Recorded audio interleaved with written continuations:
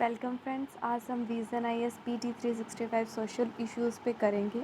हमने काफ़ी सारे टॉपिक्स कवर कर चुके थे। आज हम वुमेन इन इंडियन एग्रीकल्चर से स्टार्ट करेंगे और फर्दर टॉपिक्स पढ़ेंगे। तो चलिए हम स्टार्ट करते हैं। हमारा सबसे पहले जो टॉपिक होगा वो पैटर्निटी लीव के बारे में हम देखेंगे। जो board of control for cricket in India है, BCCI, उसने पैटर्निटी लीव दी है इंडियन कैपिटल को। सो हम इसके बारे में देखते हैं कि पैटर्निटी लीव क्या होती है। डेफिनेशन देखते हैं। ये एक लीव पीरियड होता है जो कि फादर के लिए रिज़र्व होता है जब चाइल्ड बर्थ होता है then, and it is granted in addition to other annual leaves. Then maternity leave होता है, ये न्यू मदर्स को दी जाती है ताकि वे अपने न्यू बॉर्न्स का ख्याल रख सके। प्रोविज़न देख लेते हैं इंडिया में इसका प्रोविज़न क्या है। जो प्रोविज़न इंडिया में देखा जाए तो नो लीगल प्रोविज़न है पैटर्निटी लीव का। जो इंडिया और the central civil services rule हैं वह अलाउ करते हैं सेंट्रल गवर्नमेंट एम्प्लॉय को with less than 2 surviving children, सिर्फ 2 सर्वाइविंग चिल्ड्रन के लिए 15 डेज़ की पैटर्निटी लीव के रूप में। एंड ये एक्सटेंड की जा सकती है अगर चाइल्ड अडॉप्टेड हो तो, एंड इसको अवेल किया जा सकता है up to 6 month from the date of delivery और the adoption of the child. Private organisation में इस तरह का कोई भी मैंडेट नहीं है कि पैटर्निटी लीव को प्रोवाइड कर सके एम्प्लॉय को। सर्टेन प्राइवेट इस्टेब्लिशमेंट करी हैं, कुछ जो प्राइवेट एंटरप्राइजेज हैं उन्होंने प्रोवाइड करी है। देन हम देख लेते हैं जो मैटरनिटी लीव है, वह लीव जो पॉलिसी है वो रेगुलेट की जाती है मैटरनिटी बेनिफिट एक्ट 2017 के अनुसार। ये सभी इस्टेब्लिशमेंट पे अप्लाई करी जाती है जो कि 10 और मोर पीपल्स को एम्प्लॉय करते हैं। फर्स्ट 2 सर्वाइविंग चिल्ड्रन के लिए अप टू 26 वीक्स की पेड मैटरनिटी लीव ग्रांट की जाती है। वुमेन्स जो कि एक्सपेक्ट कर रहे हैं आफ्टर हैविंग 2 चिल्ड्रन, उनके लिए जो मैटरनिटी लीव है वो सिर्फ 12 वीक्स की है, that is 6 weeks pre delivery and 6 week post delivery. तो आप देख सकते हैं जो 2 सर्वाइविंग चिल्ड्रन है उसके लिए 26 वीक्स तक है मैटरनिटी लीव्स, और जो अगर थर्ड चाइल्ड होता है तो देन सिर्फ 12 वीक्स तक ही मिलेगी। और अडॉप्टेड और कमीशनिंग मदर्स के लिए 12 वीक्स तक दी जाती है मैटरनिटी लीव। अगर एलिजिबिलिटी देखा जाए मैटरनिटी लीव के लिए तो वुमेन के पास वुमेन वर्किंग होनी चाहिए एज एन एम्प्लॉय किसी एस्टैब्लिशमेंट में 80 डेज़ तक और पास्ट 12 मंथ्स में।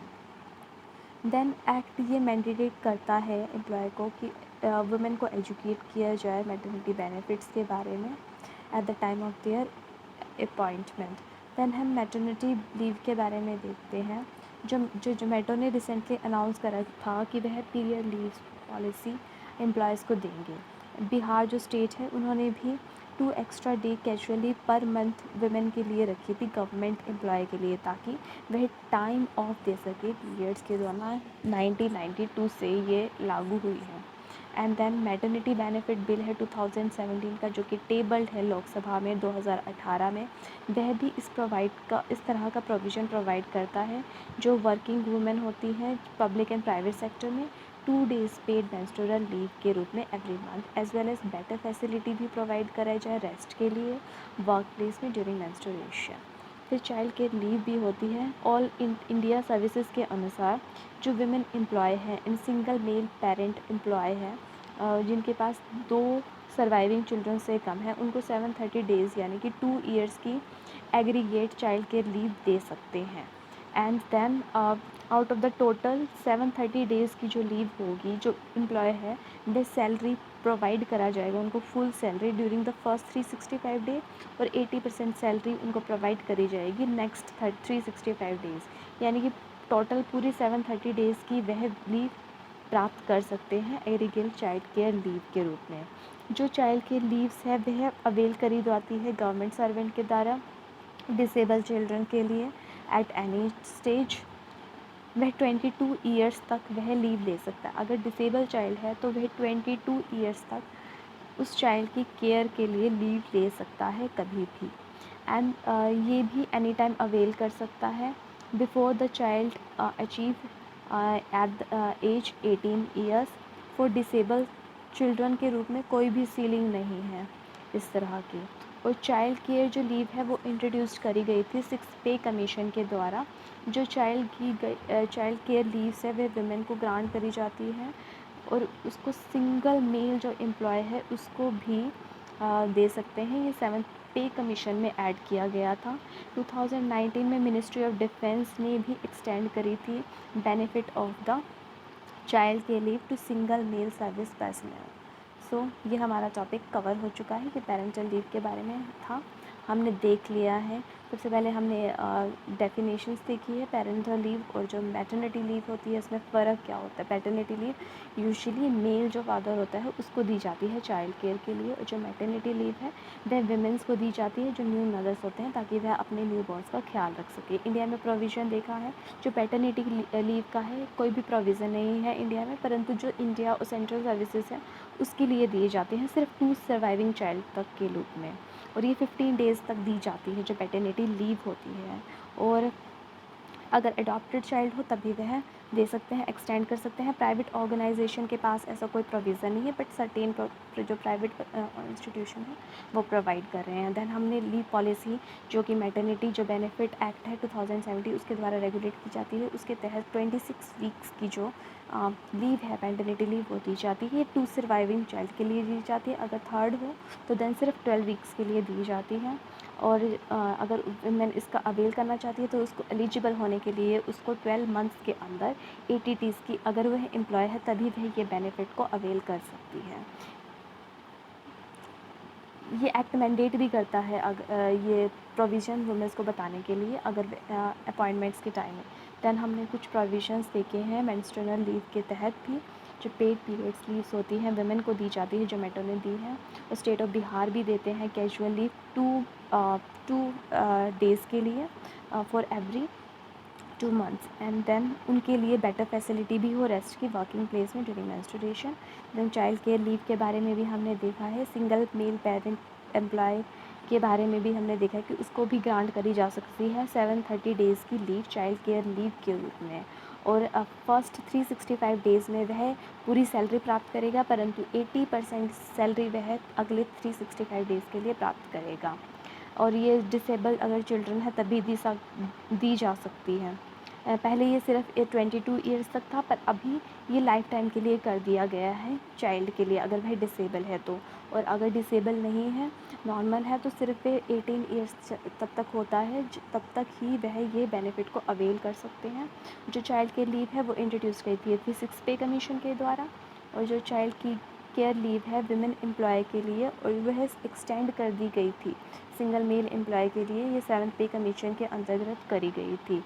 और जो मिनिस्ट्री ऑफ डिफेंस है उन्होंने भी ये एक्सटेंड करी है child care leave to single male service personnel. So ये हमारा टॉपिक कवर हो चुका है। अब हम चाइल्ड लेबर के बारे में देखते हैं। चाइल्ड लेबर कन्वेंशन नंबर 182 के अनुसार worst form of child labour convention 1999 में इंटरनेशनल लेबर ऑर्गेनाइजेशन की है। जो ये फर्स्ट इंटरनेशनल लेबर स्टैंडर्ड है जो कि अचीव करते हैं यूनिवर्सल रेटिफिकेशन, यानी कि जो भी 187 मेंबर्स हैं इंटरनेशनल लेबर ऑर्गेनाइजेशन को, उन्होंने सभी ने ये मतलब रेटिफाई करनी चाहिए। ये कन्वेंशन है जो जितने भी 187 मेंबर्स हैं ILA के, उन्होंने ये ट्रीटी को रेटिफाई कर दिया है। देन अब हम देखते हैं इंटरनेशनल लेबर ऑर्गेनाइजेशन के द्वारा बारे में हम देख लेते हैं। ये एक ट्राइपेटाइट UN एजेंसी है जो कि फॉर्म की गई थी 1919 में। ये ब्रिंग टुगेदर जो गवर्नमेंट है, एम्प्लॉयर्स हैं और वर्कर्स हैं मेंबर स्टेट के, उनको एक जगह पे लाके खड़ा कर देती हैं। ये तभी इसको ट्रिपाटाइट UN एजेंसी, बिकॉज इसमें 3 प्लेयर्स इन्वॉल्व होते हैं ऑफ मेंबर स्टेट, ताकि एक लेबर स्टैंडर्ड को सेट कर सके, पॉलिसीज़ को डेवलप कर सके, प्रोग्राम को डिवाइस कर सके और प्रमोट कर सके decent works for all women and man. India इसका एक फाउंडिंग मेंबर भी है इंटरनेशनल लेबर ऑर्गेनाइजेशन का, और 8 ILO कन्वेंशंस हैं, ये हम स्टडी करते हैं। तो नंबर 29 में आती है फर्स्ट लेबर कन्वेंशन है, 1930 में साइन की गई थी और इंडिया ने इसे रेटिफाई करा हुआ है। देन फ्रीडम ऑफ एसोसिएशन है, protection of the rights to organise convention, ये नंबर 87 में आती है, 1948 में हुई थी एंड इंडिया ने इसे रेटिफाई नहीं करा है। Then right to organise and collective bargaining convention है 1949 का।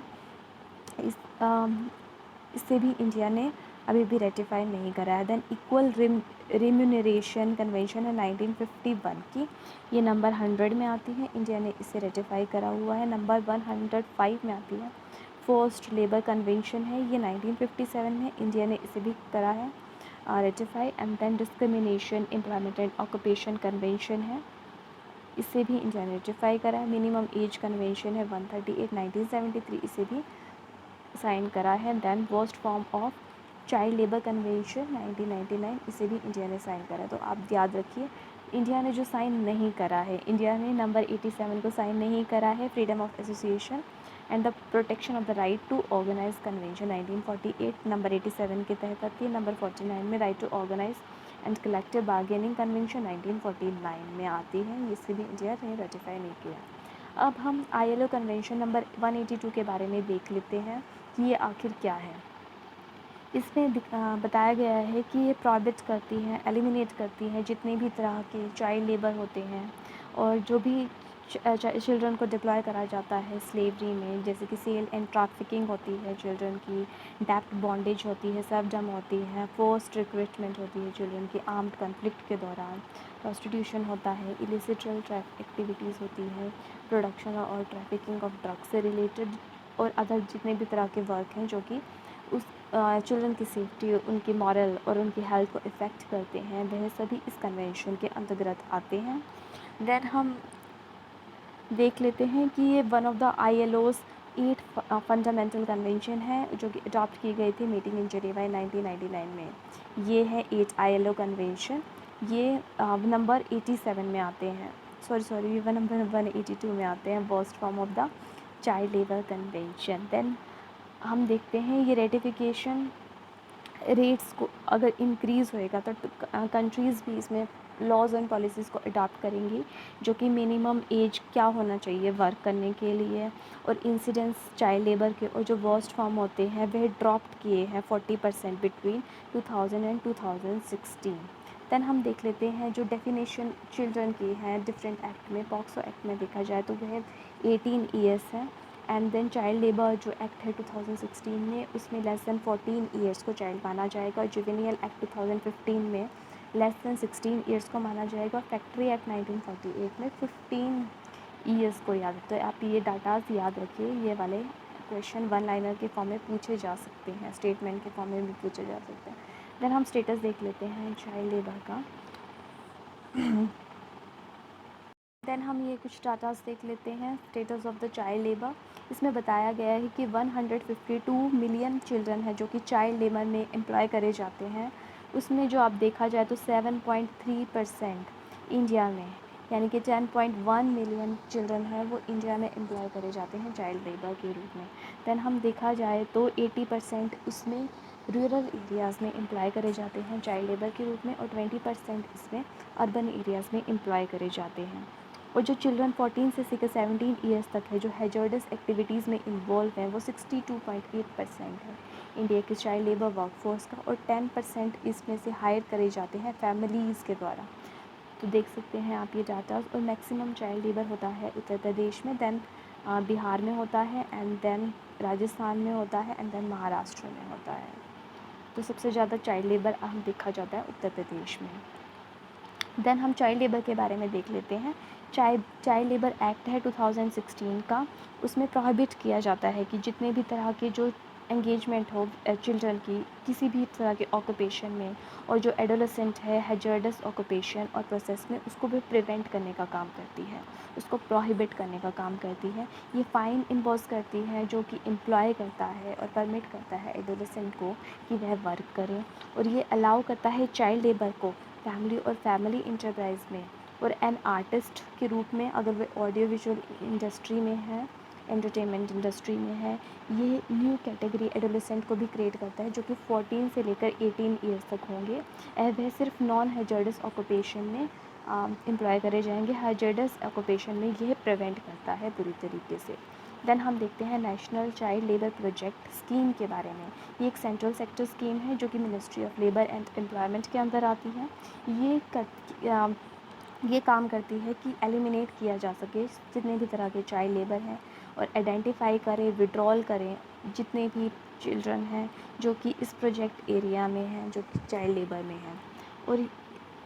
और एक डिस्ट्रिक्ट पोर्टल सोसाइटी है डीपीएस, जो कि डिस्ट्रिक्ट लेवल पे सेट करी जाती है। इसमें चेयरमैन होता है, कलेक्टर होता है, डिस्ट्रिक्ट मैजिस्ट्रेट होता है, ताकि वह प्रोग्राम की इम्प्लीमेंटेशन को देख सके। और जो चाइल्ड हैं age group between 9 to 14 years, उनको विड्रॉन करना चाहते हैं जितने भी तरीके के वर्क हैं, और पुट करना चाहते हैं जो नेशनल चाइल्ड लेबर प्रोजेक्ट है, स्पेशल ट्रेनिंग सेंटर, जो कि ये प्रोवाइड करेंगे, एजुकेशन प्रोवाइड करेंगे, वोकेशनल ट्रेनिंग प्रोवाइड करेंगे इस तरह के चिल्ड्रन को।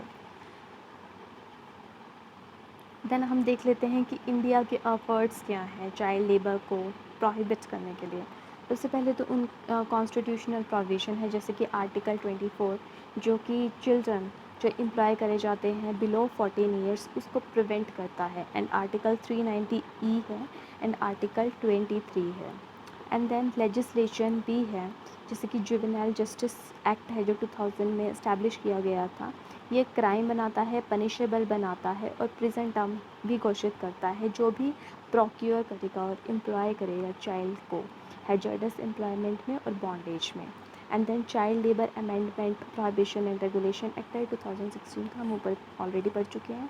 माइन एक्ट है 1952 का, ये भी प्रोहिबिट करता है जो भी चिल्ड्रन बिलो 18 ईयर्स अगर काम करते हैं माइन में। Then right of children to free and compulsory education act है, आरटीआई एक्ट 2009 का, ये मैंडेट करता है फ्री और कंपल्सरी एजुकेशन जितने भी चिल्ड्रन हैं 6 to 14 ईयर्स की एज में।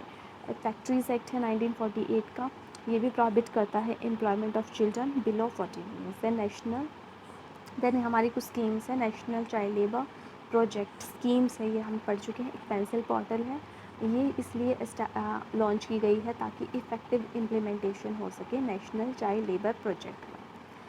देन हमने ये चाइल्ड लेबर्स के बारे में पढ़ लिया है। चाइल्ड लेबर में सबसे पहले हमने ये देखा है जो कन्वेंशन नंबर 182 है, उसको सभी कंट्रीज़ जो कि इंटरनेशनल लेबर ऑर्गेनाइजेशन है, सभी कंट्रीज़ ने उसे यूनिवर्सली रेटिफाई कर चुके हैं। देन हमने ILO के बारे में देखा है, ये ट्रिपटाइट यूएन एजेंसी है जो कि 1919 में इस्टेब्लिश की गई थी। यह एक जगह लाके खड़े कर देती है गवर्नमेंट को भी, एम्प्लॉयर्स को भी, और वर्कर्स जो कि मेंबर्स हैं स्टेट के। एंड देन ये लेबर स्टैंडर्ड को सेट करती हैं, पॉलिसीज़ को डेवलप करती हैं, प्रोग्राम को डिवाइस करती हैं, ताकि डिसेंट वर्क को प्रमोट किया जा सके मैन और वेमेन के लिए, मैन और वेमेन के लिए।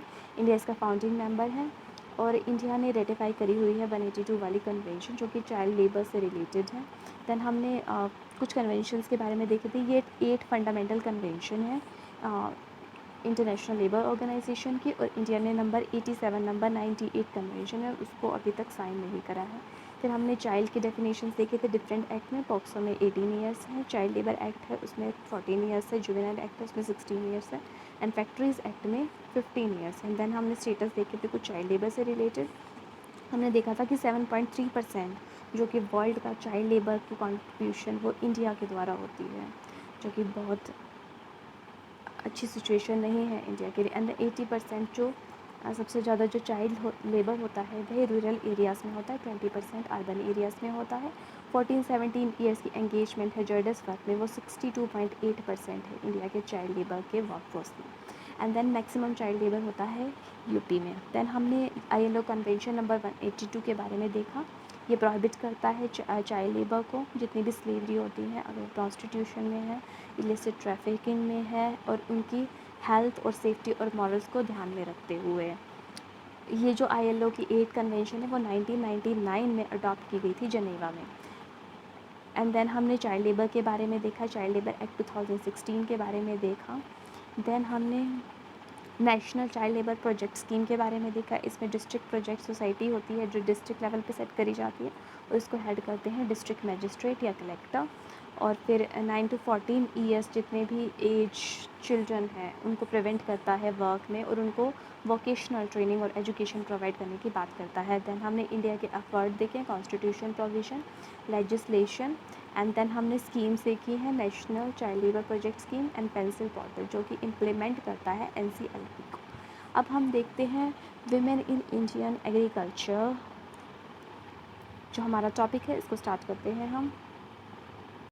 देन हम देखते हैं विमेन एंड इंडियन एग्रीकल्चर। जो रिसेंट फार्मर प्रोटेस्ट हो रहे हैं, उन्होंने एक नया टॉपिक स्पॉटलाइट में ला के खड़ा कर दिया गया है, जो कि ओवरलुक्ड किया गया था फीमेल फार्मर्स के द्वारा। फीमेल फार्मर्स की कंट्रीब्यूशन एग्रीकल्चर सेक्टर में, जो विमेन हैं वो अकाउंट करती है 32% जो एग्रीकल्चर लेबर फोर्सेस हैं, और कंट्रीब्यूट करती है 55 से लेकर 66% to farm production, which is a huge number.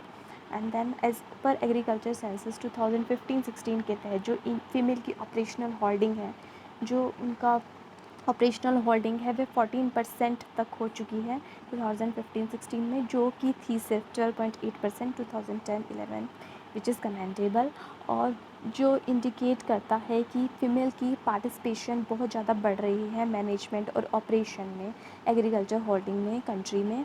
और इन्होंने ये टर्म भी करा है इसको, फेमिनाइजेशन ऑफ एग्रीकल्चर। अब हम कुछ डाटा देख लेते हैं विमेन के लैंड राइट से रिलेटेड। ये सेंसस के द्वारा कलेक्ट किया गया है, and social economic caste census होती है 2011 उसके द्वारा। एंड देन हमने ये देखा है कि जो 5% जिसमें अब ऑपरेशनल लैंड होल्डिंग है विमेन की, वह किसी भी स्टेट में नहीं है। 5% से मतलब सभी स्टेट्स में ज़्यादा ही है। एंड जो 5 to 10% है वह कुछ ये नॉर्थ सेंट्रल स्टेट्स हैं इंडिया की, एंड कुछ असम स्टेट है, एंड देन उड़ीसा है। और बाकी 10 से लेकर 15% में हम देखें तो ये कुछ स्टेट्स आते हैं, जैसे कि हिमाचल प्रदेश, मिज़ोरम, गुजरात, महाराष्ट्र, छत्तीसगढ़, देन ये Jharkhand, and then Tamil Nadu. And जो 15% से अगर ज़्यादा है लैंड होल्डिंग, तो उसमें स्टेट्स आती हैं Uttarakhand, Karnataka, Andhra Pradesh and Kerala, Arunachal Pradesh, Nagaland, Manipur, and then Tripura. तो आप देख सकते हैं त्रिपुरा में सबसे ज़्यादा है, अबाउट 26% है, और अंडमान एंड निकोबार आइलैंड भी आता है इसमें। देन हम आगे देखते हैं जो growing rural to urban migration हो रही है मैन का, तो इसकी वजह से फेमिनाइजेशन एग्रीकल्चर सेक्टर का वह बढ़ रहा है, और इंक्रीज़ड हो रहा है जो नंबर ऑफ़ विमेन है जो एम्प्लॉय हो रही है, और वह मल्टीपल रोल्स अदा कर रही है एग्रीकल्चर फील्ड में। कल्टीवेटर का भी काम कर रही है, एंटरप्रेन्योर का भी काम कर रही है, लेबरर का भी काम कर रही है। देन जो बेनिफिट क्या हो सकते हैं इंक्रीजिंग विमेन ऑनरशिप के, ये एक सेंस ऑफ सिक्योरिटी को ब्रिंग करता है, सेल्फ कॉन्फिडेंस ब्रिंग करता है, बार्गेनिंग पावर को भी इंक्रीज़ करता है, और पब्लिक पार्टिसिपेशन को भी इंक्रीज़ करता है। ये लिविंग कंडीशन को इम्प्रूव करता है, बेटर न्यूट्रिशन और फूड सवेनिटी हो, और इम्प्रूव्ड हेल्थ और एजुकेशन आउटकम हो। स्टेप जो टेकन करे गए हैं गवर्नमेंट के द्वारा, ये कुछ स्टेप्स हैं। सबसे पहले है महिला किसान सशक्तिकरण परियोजना। ये ministry of rural and development ने स्कीम्स लॉन्च करी है, जो कि एम्पावर करती है विमेन को एग्रीकल्चर फील्ड में, ताकि सिस्टमेटिक इन्वेस्टमेंट हो और उनकी पार्टिसिपेशन एनहेंस और प्रोडक्टिविटी भी इन्वेंस हो। फिर central institute for women in agriculture है। ये एक काइंड ऑफ इंस्टीट्यूशन है इंडिया में जो डेवलप किया गया है, जो कि डिवोट करता है gender related research in agriculture. Then additional supports भी दी गई हैं एग्जिस्टिंग स्कीमें, जैसे एग्री क्लिनिक और द एग्री बिजनेस सेंटर है। इंटीग्रेटेड स्कीम है एग्रीकल्चरिंग मार्केटिंग के लिए, सबमिशन है एग्रीकल्चर मैकेनाइजेशन के लिए। नेशनल फूड सिक्योरिटी मिशन है, जो कि 2013 में लॉन्च किया गया था। देन हमने ये देख लिया है फेमिनाइजेशन ऑफ एग्रीकल्चर। हमने कुछ आंकड़े देखे हैं, जिसमें सबसे ज़्यादा जिसमें लैंड होल्डिंग है विमेन के नाम वह त्रिपुरा में है, सॉरी इस त्रिपुरा में नहीं, मेघालय में है। देन हमने देखा है कि जो विमेन का रोल है 14% तक बढ़ चुका है 2015-16 में, जो कि 12.8% था 2010 और 11 में। देन हमने उनके बेनिफिट्स देखे हैं कि ये सेंस ऑफ सिक्योरिटी लेके आती है विमेंस को, इक्वल पब्लिक पार्टिसिपेशन को बढ़ाती है, और ये लिविंग कंडीशन को भी इम्प्रूव करती है, न्यूट्रिशन कैपेसिटी को भी इम्प्रूव करती है, फूड सवेनिटी और हेल्थ और एजुकेशन आउटकम को भी इम्प्रूव करती है। अब हम इम्पॉर्टेंट रिपोर्ट्स देख लेते हैं। सबसे पहले जो फर्स्ट रिपोर्ट है with women and trade, the role of trade in promoting women's equality, ये देखते हैं हम। ये जॉइंटली पब्लिश करी गई है वर्ल्ड बैंक ग्रुप के द्वारा और वर्ल्ड ट्रेड ऑर्गेनाइजेशन के द्वारा। और ये अदर जो इम्पॉर्टेंट रिपोर्ट है वे वर्ल्ड बैंक की, वो है ease of doing business, world development report, global economic prospects. World trade organisation की है world trade statistical review, world trade report, ये रिपोर्ट है, ये मार्क करती है फर्स्ट मेजर एफर्ट है ताकि क्वांटिफाई कर सके कि वुमेन कैसे इफ़ेक्ट हो रही है ट्रेड से through the use of new gender disaggregated labour data set. Then sustainable development goal gender index है, ये न्यू इंडेक्स है जो कि लॉन्च किया गया है ताकि हम मेज़र कर सकें ग्लोबल जेंडर इक्वालिटी को। 2019 में इंडिया इसमें 95th पोजीशन था 129 कंट्रीज़ में। ये डेवलप करी जाती है इक्वल मेजर्स 2030 के द्वारा। एक जॉइंट एफर्ट है रीजनल और ग्लोबल ऑर्गेनाइजेशन का, इसमें इंक्लूडेड हैं जो ऑर्गेनाइजेशन वे हैं African women's development and communication network, bill and Melinda Gates foundation है, international women health coalition etcetera है। एंड इसमें 51 जेंडर स्पेसिफिक इंडिकेटर हैं और ये स्पेसिफिक इंडिकेटर है, इसमें 14 है इसमें इंडिकेटर, 17 जो सस्टेनेबल डेवलपमेंट गोल में से। एंड ये कवर करते हैं जैसे कि पावर्टी को, हेल्थ को, एजुकेशन को, लिटरेसी को, political representation of women and equality at work place. Then overall index score ये 0 to 100 पॉइंट की बेसिस पे दिया जाता है और 100 इंडिकेट करता है gender equality in relation to जितने भी सेक्टर हैं जिसमें स्पेसिफाइड है। देन एक रिपोर्ट है लॉस एट होम रिपोर्ट, ये पब्लिश की जाती है United nation children fund UNICEF के द्वारा। ये रिपोर्ट लुक करती है रिस्क और चैलेंजेस जो कि इंटरनल डिस्प्लेस चिल्ड्रन फेस करते हैं और जो अर्जेंट एक्शन लेना चाहिए ताकि हम इन्हें प्रोटेक्ट कर सकें, उसके बारे में है। ये रिपोर्ट के अनुसार जो इंडिया में है जितने भी इंटरनल डिस्प्लेसमेंट हैं 2019 में वे 5 मिलियन हो चुके हैं।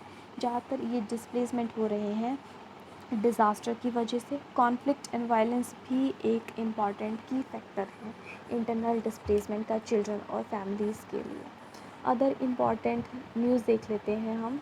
जो अदर इम्पॉर्टेंट न्यूज़ है, सबसे पहले इंडिया का first international women trade centre ये आंगामली कोची केरला में सेटअप किया गया। ये confidence with United nation sustainable development गोल के साथ कोलैबोरेट करके इस्टेब्लिश किया गया है।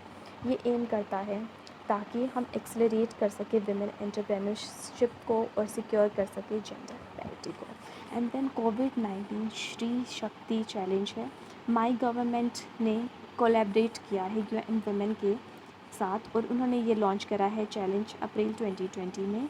इसको लॉन्च किया गया था, इसका में ऑब्जेक्टिव था ताकि हम इनकरेज कर सके, इन्वॉल्व कर सके वुमेन को स्टार्टअप में ताकि वे इनोवेटिव सॉल्यूशन ला सके और फाइट करने के लिए हेल्प कर सके कोविड-19 के ख़िलाफ़ और सॉल्व कर सके प्रॉब्लम जो कि लार्जली वुमेन को इफ़ेक्ट करते हैं। एंड सुप्रीम कोर्ट ने इशू करा है mirror order in child custody case.